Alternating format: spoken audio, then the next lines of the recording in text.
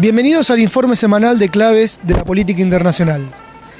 Desde hace años se habla insistentemente del milagro chino, identificando al gran país asiático con un modelo de crecimiento económico importantísimo, de tasas récord de crecimiento e incluso de motor de la economía mundial.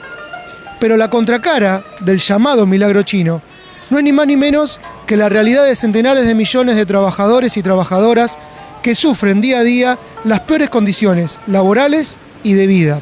Una realidad intencionadamente acallada y silenciada por los capitalistas y sus propagandistas a nivel mundial. Durante las últimas semanas, una importante oleada de huelgas y protestas en grandes ciudades chinas ha mostrado el despertar del proletariado más numeroso del mundo y al mismo tiempo potencialmente más poderoso. Uno de los ejemplos más extremos de estas condiciones de vida de la clase obrera china se da en el conglomerado taiwanés que está instalado en una de las grandes ciudades chinas llamado Foxconn. Tiene 300.000 trabajadores, los cuales viven en una virtual ciudad fábrica. Los agobiantes ritmos de vida llevaron a que muchos trabajadores decidieran suicidarse. Frente a esta compleja situación, la patronal de Foxconn tomó la decisión de aumentar los salarios en un 30%.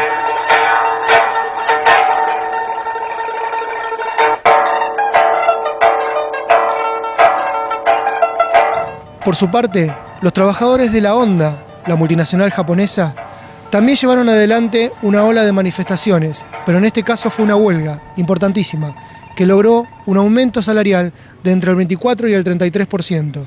Incluso la huelga se extendió a importantes regiones y zonas como Shanghái.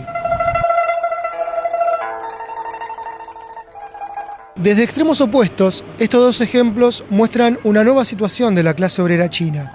Estamos hablando de una generación de trabajadores que ya no es aquella vieja generación que venía del campo, resignada y aceptando niveles de superexplotación terribles. Vale mencionar que la clase trabajadora china durante las últimas décadas fue utilizada como mano de obra barata, con salarios muy bajos que incluso llevaban a la baja al conjunto de los salarios de la clase obrera del mundo. Desde este punto de vista, la tajada de los capitalistas era enorme.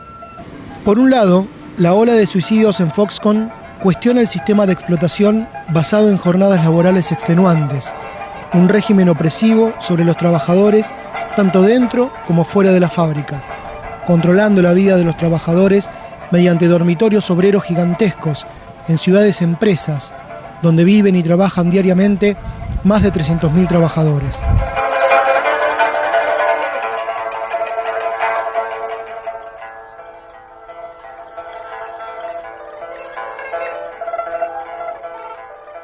En el otro extremo, y en forma activa, la huelga de los 1.900 empleados de Honda Auto Parts logra un aumento salarial importante, aunque los salarios siguen siendo muy bajos.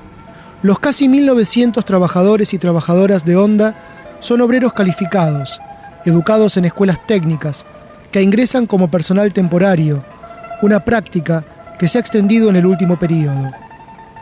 El éxito de la huelga provocó un rápido efecto contagio en otras autopartistas ligadas a la multinacional japonesa.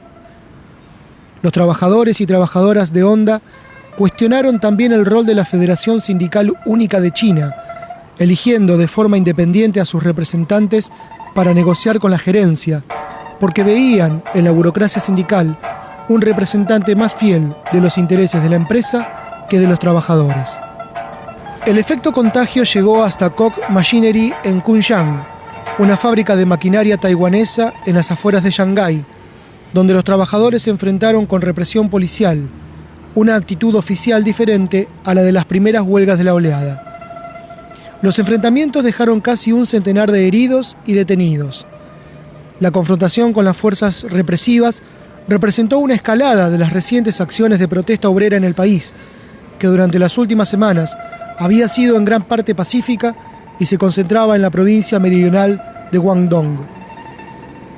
Estas acciones, a diferencia del periodo anterior, tienen un carácter ofensivo, no son esporádicas y se sostienen por un más largo periodo de tiempo, y por primera vez afectan a las grandes multinacionales. Hasta ahora, las principales movilizaciones se habían dado en el viejo movimiento obrero chino, sobre todo ligado a la gran empresa estatal de industria pesada, que había desarrollado importantes jornadas de movilización entre marzo y mayo del año 2002. Sobre todo, estas movilizaciones luchaban contra la burocracia estatal, que lo que trataba era de vaciar las empresas estatales justamente para beneficiarse de su bancarrota. Hoy estamos asistiendo a una nueva oleada de movilizaciones, pero esta vez provocadas por la nueva clase obrera china.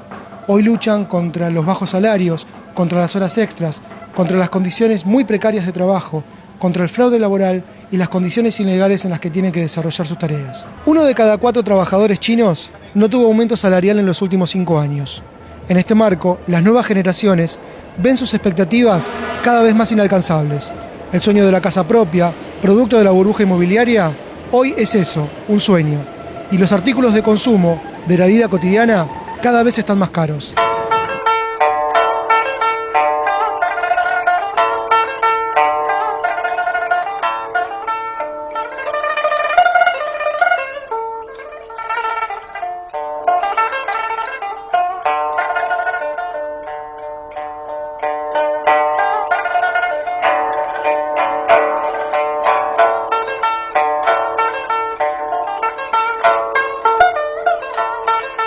Hoy las nuevas generaciones también están peleando contra el pacto entre los empresarios multinacionales y la burocracia del Partido Comunista Chino. Por el enorme peso de China en la economía mundial, lo que hoy pasa puertas adentro del gigante asiático, hoy tiene repercusión en todo el mundo. A esto le temen los capitalistas de todos los países. Un nuevo batallón de la clase obrera mundial, estamos hablando de uno de los más fuertes y estructuralmente más poderosos, está entrando en escena.